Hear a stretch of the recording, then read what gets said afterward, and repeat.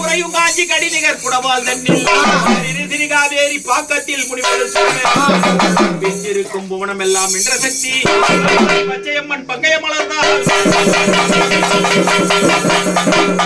காலமோ மலையாள தேசமும் கொச்சியாம் குடகு மலையும் தேசங்கள் எல்லாம் தழை தோங்கி அம்மானி குழந்தையாய் வருகின்றவளும் இந்திராணி கன்னி கமலாட்சி கருத்தொரு காலியானாய் உலகில் துதி செய்யும் மக்களை புலியாந்தம்மன் பிரியமாய் காரந்தாய் பிராணபக்தி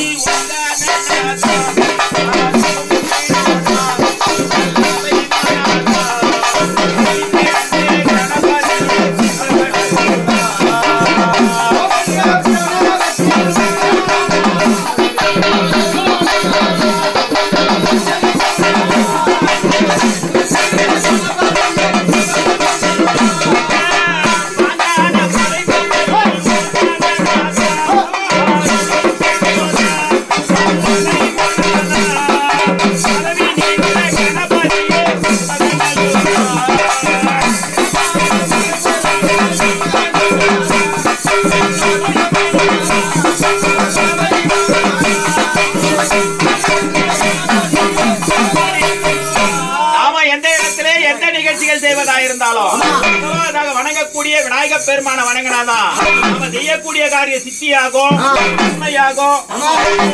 இது ஆன்றோர்கள் முதியோர்கள் வாக்கு. முதலாவது கடவுள் விநாயக பெருமான், இரண்டாவது கடவுள் சாரதா தேவி சரஸ்வதி, மூன்றாவது கடவுள் முருகப்பெருமான், நான்காவது ஸ்ரீமன் நாராயணன், ஐந்தாவது திரௌபதா தேவி, ஆறாவது கடவுள் மதுரை வீர, ஏழாவது 7 கன்னிமார்கள் அண்ணன்மார்கள் வரணும். எப்படின்னா சரணன் அல்ல அம்மா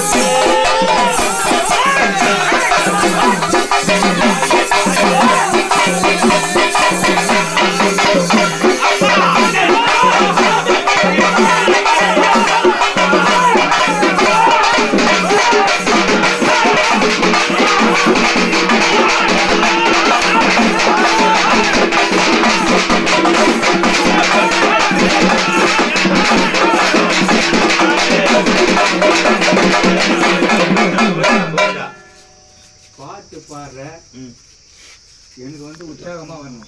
ஆடாதே எந்த இடத்துல எந்த உற்சாகமானதான் உடனே சாமி போட முடியும். சரி சரி சரி சரி. பூவாடக்காரன் இப்படியா எல்லாம் வரக்கூடாது. சரி சரி சரி. எனக்கு அடிய தடியிலோட வரணும். உற்சாகமா பாடு. சொல்லிட்டோம். எனக்கு எங்க போனாலும் அந்த இடத்துக்கு ஏற்ற மாதிரி பாடு. சரி சரி சரி.